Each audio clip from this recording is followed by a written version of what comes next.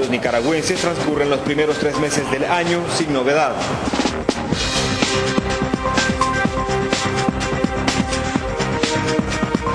Pero la temporada seca se apodera del territorio nacional y sus cielos en abril. El desabastecimiento de agua potable en algunas de las ciudades más importantes del país, incluida la capital, comienza a tomar forma de crisis. Los racionamientos de agua hacen que la escasez sea notable en todos lados, pero en ninguno como en Camoapa, un pueblo ganadero del departamento de Boaco, en el centro del país. Aquí la única reserva de agua para los miles de habitantes es Roca Morena, pero la presa es consumida por una planta conocida como lechuga de agua que amenaza con absorber hasta la última gota.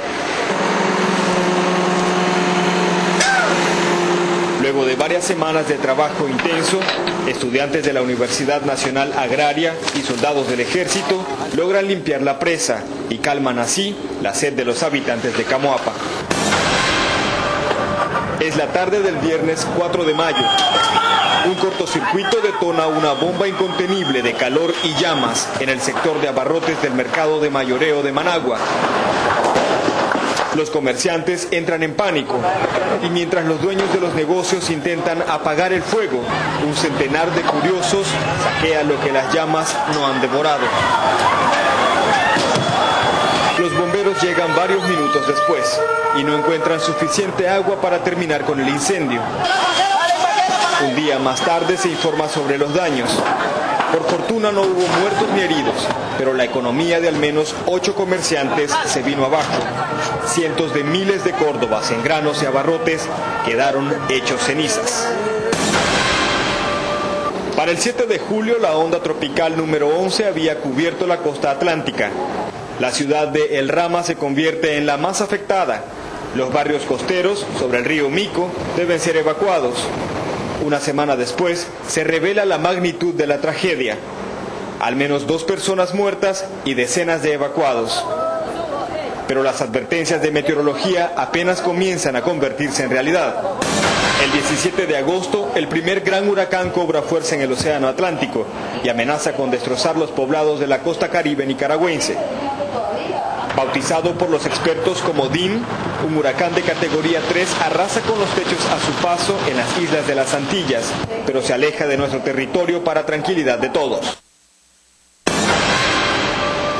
Sin embargo, aquellos que respiraron en paz nunca estuvieron más equivocados. En septiembre la naturaleza no falló.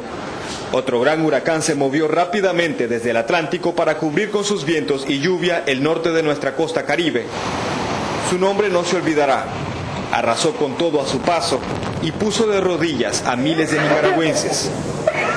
Se llevó los techos y paredes de 12 comunidades, destrozó caminos y muelles. Este espantoso hallazgo de la naval y de los pescadores cambia por completo la visión del desastre que provocó Félix en esta zona del país.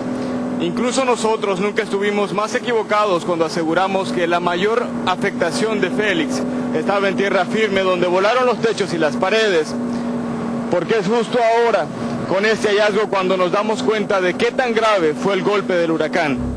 El gobierno dijo que murieron alrededor de 150 personas, pero la cifra real de las vidas que cobró Félix nunca se sabrá.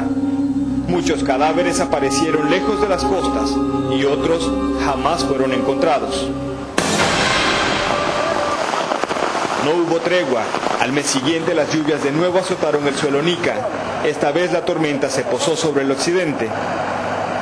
Corría la segunda semana de octubre cuando las lluvias se habían incomunicado a la ciudad de Chinandega con otros poblados al norte de ese mismo departamento. Se reportaron por lo menos 5.000 damnificados y decenas de comunidades inundadas. Una carretera internacional severamente deteriorada por las corrientes y miles de hectáreas de cultivos perdidas bajo el lodo. El diluvio se mantuvo y unos días después cobró varias vidas en el norte del país. Para el 18 de octubre se reportaban 5 muertos en Matagalpa. El Río Grande se desbordó durante la noche y arrasó varias casas en 17 barrios asentados en la ribera. El saldo final fue de 6 muertos y 245 familias damnificadas. En algunas comunidades el agua permaneció estancada al menos 2 semanas después y su efecto fue peor que cuando llovía. Este es el campo de fútbol en la comunidad de El Ojoche, Chinandega. Un grupo de jóvenes había jugado aquí durante las semanas de lluvia. Sus pies estuvieron expuestos al agua y al lodo. Sin saberlo, se acercaron peligrosamente a una enfermedad violenta. El 19 de octubre, los médicos de este centro de salud de Somotillo remitieron a 4 jóvenes de El Ojoche hasta un hospital en Chinandega. Se sospechaba que padecían leptospirosis, una enfermedad que transmiten en su orina animales enfermos como las ratas, los cerdos y los perros. La sospecha se confirmó una semana después, tras la muerte de un niño de 9 años y un joven de 24 años. Entonces el número de casos sospechosos había ascendido a 33. La leptospirosis se propagó rápidamente y en menos de una semana era una epidemia que obligó a las autoridades de salud a decretar estado de alerta sanitaria para los departamentos de León y Chinandega, 2 de los más importantes del país. Los hospitales se saturaron de pacientes con fiebre y dolor en los huesos. Decenas de soldados del ejército, empleados del Estado, civiles voluntarios, médicos y enfermeras se formaron en brigadas para internarse a las comunidades rurales en ambos departamentos y medicar a los habitantes sanos para prevenir su contagio. Pero antes de que eso tuviese efecto, murieron por lo menos 7 personas y otras 7.000 estuvieron bajo atención médica. La situación casi se repite en el norte del país.